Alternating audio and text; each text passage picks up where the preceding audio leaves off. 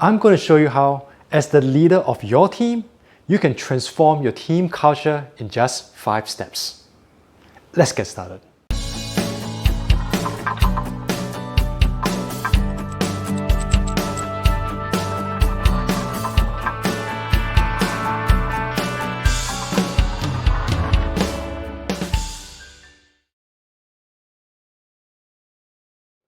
You're in charge of your team, and you want to change the team culture into something better.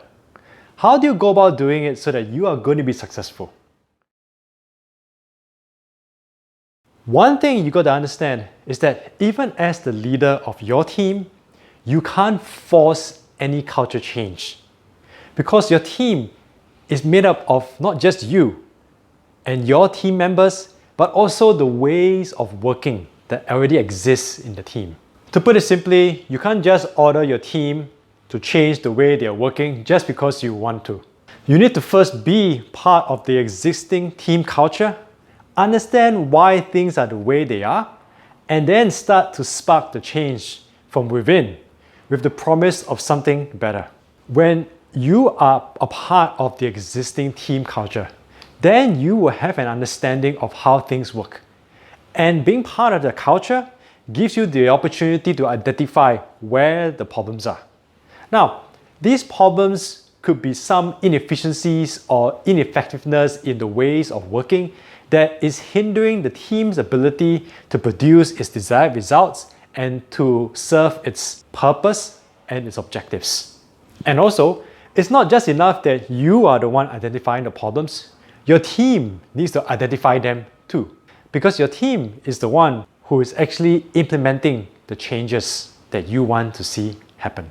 So that means that while you can identify a list of problems to build your case for change, you need to involve your team and hear from them if they can identify similar problems or what problems that they can see, so that then they can understand that there is a need for change. If your team doesn't identify the same set of problems as you do, but you feel that some of the problems that you have come across need to be included in your case for change, then what you have to do is that you have to convince your team that those set of problems that they have not yet identified should be included in your case. And part of this convincing could be one-on-one conversations or team discussions so that your team can understand why. Now, on the other hand, if your team has identified very similar sets of problems as you do, then you're off to a good start, because now it is much easier for them to carry out the changes that you want, because they know that a lot of the problems that they see will also be changed. It's always much easier for someone to implement their changes than to try to implement someone else's. You see, this whole idea of step 1 is actually really powerful, because in identifying the problems for culture change and you are involving your team, you're actually giving your team the opportunity to see that there is a real case for changes to be made. And by listening to what they have to say, they are getting involved and they will become more emotionally willing to make those changes. Involving your team in identifying the problems is also essential, because it gives everyone the opportunity to voice out any concerns that they may have. And it gives you then, as the leader of the team, the opportunity to address those concerns right at the start, so that then you can get everybody ready for the next step.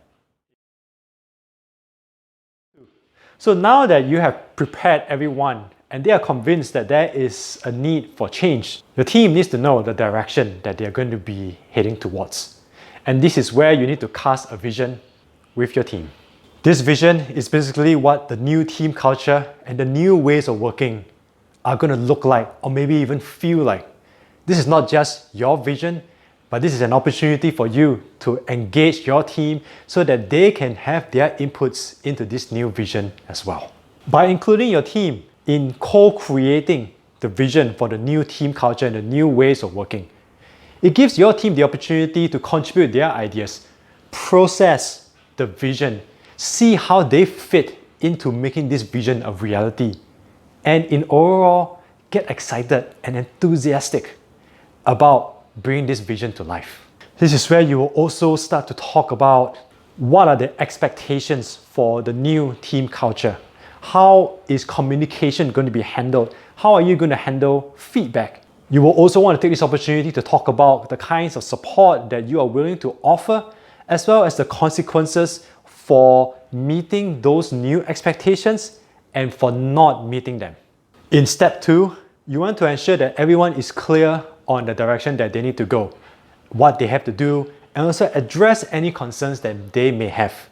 At the end of the day, you want to ensure that you and your team are all headed in the right direction. Any kind of culture change is going to be challenging, and you're going to have team members who are going to be frustrated about the journey that they are on. You need to have a communication channel that allows you to get these sort of inputs and feedback from your team members as soon as possible so that you can address the problems before they become too big to handle or they disrupt the change journey that you are on. You should welcome any feedback or inputs that come from your team during team meetings or in one-on-one conversations. Now, these feedback or inputs may not be in the form or in the way that you would prefer, but as the leader, your job is to be able to understand the meaning behind that feedback or input. I will also add that when it comes to getting input and feedback from your team, you will have to exercise some empathy and patience. Look, any kind of culture change is hard, and everyone in your team is going to have different levels of resistance or enthusiasm towards that culture change. Think about it this way. Most of us would prefer not to change, even when we know that we should. And most of us would prefer to be in a comfortable spot. Some of us are more willing to go ahead, while others are more resistant. You need to be able to understand that. And so in getting inputs and feedback from your team, this is where you need to exercise empathy in terms of understanding where is the individual team member or your team as a whole, how are they dealing with the changes, and also be patient with them because everyone is in their own personal change journey and you got to see how you can help each person to move along. At the same time, you need to exercise empathy and patience towards yourself because one thing is for sure, any change is going to take weeks or even months, depending on the size of the change. So don't expect things to just miraculously happen overnight. If you enjoyed this video so far, really appreciate if you give me the thumbs up. It helps me out with the YouTube algorithm.